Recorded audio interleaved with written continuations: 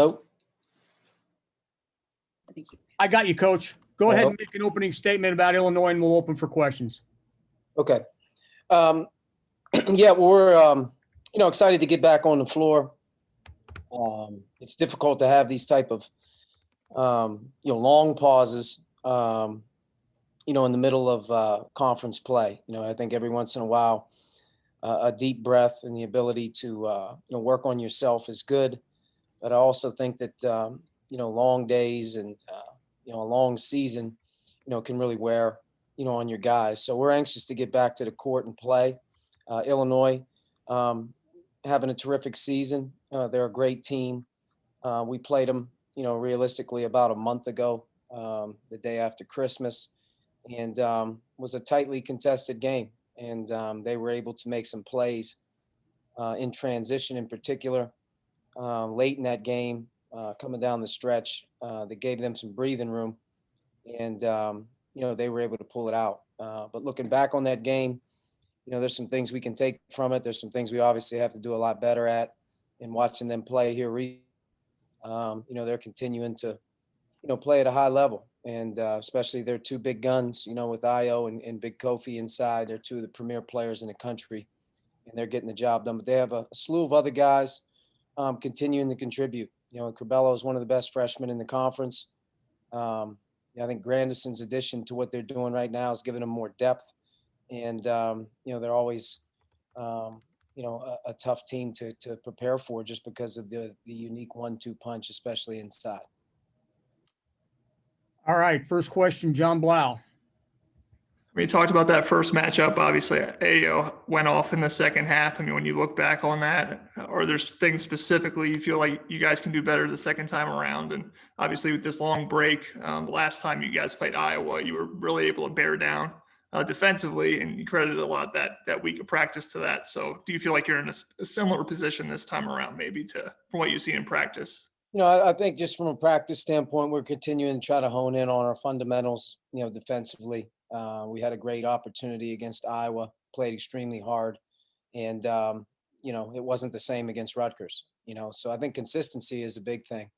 And our effort level just in general hasn't been as consistent, on that end of the floor. It's something that, as we head into February here and with a lot of games left, we're going to have to be better in that end. But, preparing to play against Illinois, you really, you have to be smart. I think Io's a guy that, can really, hit you up a lot of different ways, and there's no single way that you can really hone in on him. He's great in transition, shoots the ball extremely well in transition in the half court, with his size and athleticism and talent. He gets to the basket when he wants. And then, he's a good reader of the defense. He makes good plays. He knows how teams are playing him, and their spacing is one of which he knows exactly where his reads are to make his outlets and his passes. So he's tough to contain. I think the biggest thing is our offense. Our offense has to not do what it did against Rutgers in the second half, and that will bury us. A lot like it did in the Rutgers game. It'll bury us against Illinois. If you turn the ball over 9 times in the second half, you're going to give a team of this caliber an opportunity to get out in transition where they thrive.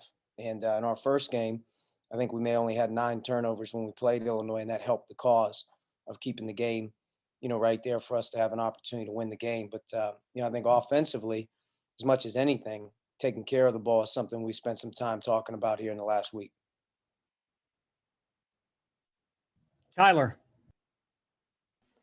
Coach, there's been some kind of discussion about the conference tournaments being so close to the NCAA tournament. Do you kind of have any reservations about that, or any discussions with any other Big Ten coaches regarding that? Well, I think the Big Ten tournament is something that's very special, especially for our league. In a normal year, it's one of the most competitive, toughest things to do is to play 20 conference games and then go right into the conference tournament and have a chance to advance. And if you do that in the conference tournament, especially in our league, playing in the venues like Chicago that we do, you set yourself up for a good postseason run. This year is a lot different, especially with the NCAA tournament roughly days away.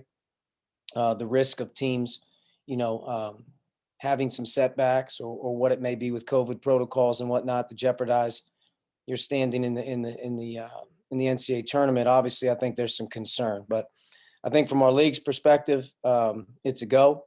I think from all of our coaches' standpoint, as we've conversed about it, I do think it's an important element to our league because our league is one of which that's going to beat each other up through the course of these 20 games. And with the different types of non-conference schedules and profiles that you have, a game here or there could really mean the difference for a team that's in the middle, bottom third that's right there, playing for a tournament bid. So it's something I think we're all cognizant of. It's important maybe at the end of the year. I also think there's some teams that have gone through some things here in the last couple of weeks that look at it and say, this could really be something that could derail us as we have an opportunity to approach postseason. So I think as it gets closer, each day will give us more information on what the right thing is to do. I know we'll do the right thing as coaches and be on the same page whenever that happens. But as of right now, it's something that we're planning on doing and excited to get to. Jeff. Hey, Coach, after long layoffs, we've heard some coaches talk about concern about rust. Other coaches have talked about, hey, we got a little rest. We needed it. Where are you at with your team? Do you feel, which way are you leaning? We're worried about the rust, or, hey, we feel good, we're a little rested? I think our biggest thing here in these last couple of weeks has been our health. We have a banged up team. Armand has been playing, realistically since the Maryland game on a hobbled ankle. He's re-aggravated multiple times in the games that he's returned, and he's had a hard time practicing. So trying to get a guy like him back. Galloway, who's also been out with a back injury, has yet to really resume activity. And we're trying to, get him as fresh as we possibly can. And then you have your normal wear and tear as you head into February with guys that have played a lot of minutes. So I think resting and trying to get recovered is something that we've tried to do a good job of here in the last week or so.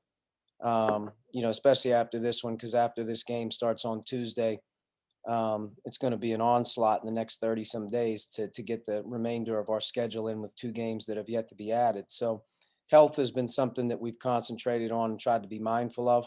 We've also tried to work. I think it's important to continue to work, even though it is shorter times, to try to stay sharp and keep competing and keep working on your stuff. And teams that are coming to practice at this time of year that have purpose and work tend to find a way to play better at the end of the year, and that's what we hope to do. Zach. Archie, I guess kind of returning to the conference tournament, I'm certainly not asking you to trash Chicago, but I think there's been some talk about potentially bringing it to Indy so that teams that make the NCAA tournament basically can just stay there from a safety perspective and not have to kind of worry about going away and then coming back, obviously, for the NCAA tournament. I mean, I know it's unorthodox. I know it's weird, but is that something that I guess, at least to some degree, makes sense in your mind just because of the sort of strange protocols everybody's going to have to follow this March? Yeah, I think it does make sense if that were to happen. It protects the teams that are in the tournament with less travel. And I think the city of Chicago in general right now is very difficult to navigate with hotels, their social distancing protocols, their eating, just a lot of things that probably a lot of people aren't thinking about that requires you to go to a city for multiple days and be together that, just isn't doable in that type of a setting when you're playing in a conference tournament as much as you're together, meeting, doing all that stuff. So I think it makes sense. It's, it's practical for the teams that are moving on. And, I think Indianapolis being where everything is going to be held makes some sense if that were to happen. I think that is, it's definitely something that has been discussed. It's been thrown around. And if it happens, it will be a good move. Last question, Kevin. Yeah, Coach, Kofi had an impact in the first meeting, blocking, altering shots. I'm just curious about your approach with him the second time around, and if there are ways you can kind of maybe get him outside the basket a little bit from out from under the basket. It's difficult because he doesn't come outside of the basket regardless of who they play. I don't necessarily know if our roster dictates that he's going to move around a ton, but he doesn't move around a ton in any game. Even if you watched him play against Iowa and he's guarding Luke, he's guarding Garza. Garza's as good of a 3-point shooting big as you'll see in the country in terms of how they play. And he's not moving past 15, 16 feet. And that's why their defense is good. It's unique. Everything is funneled to the rim.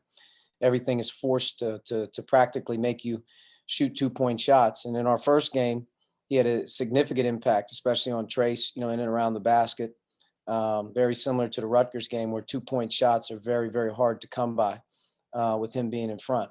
I think the unique thing is with those guys is they don't foul either. They do a great job of playing hard, but at the same time, they do a great job of keeping things in between the basket where there's not a lot of fouls called. In our first game that we played them, our free throw rate and just in general getting to the foul line and generating free throws is a big part of our offense, and it's something that was non-existent in our first game. And if you watched them play against Iowa the other night, there wasn't a personal foul called in the last 10 minutes of the game. So, it's difficult. They're a tough team to score on. They have great personnel and quickness on the perimeter. They force things into the paint. And when you have a guy that's that big in and around the basket, who's that athletic with timing as well, he challenges, alters, and bothers shots. I think the unique thing for us is maybe not to move him around as much, is to find the ability to play, stronger at the basket. We have to find a way to generate free throws. We have to find a way to generate on our drive second shot opportunities, earlier offense and transition, easier post catches, easier attacks to the paint when they're not set. So it's something that, they do a great job of it. We're going to have to be much better in game 2 in terms of our efficiency. And we're going to have to find a way to get some easier baskets and transition off the glass and at the free throw line. All right, Coach, thank you. Guys, Rob Finnisley will be up next shortly. Then I'll put you on.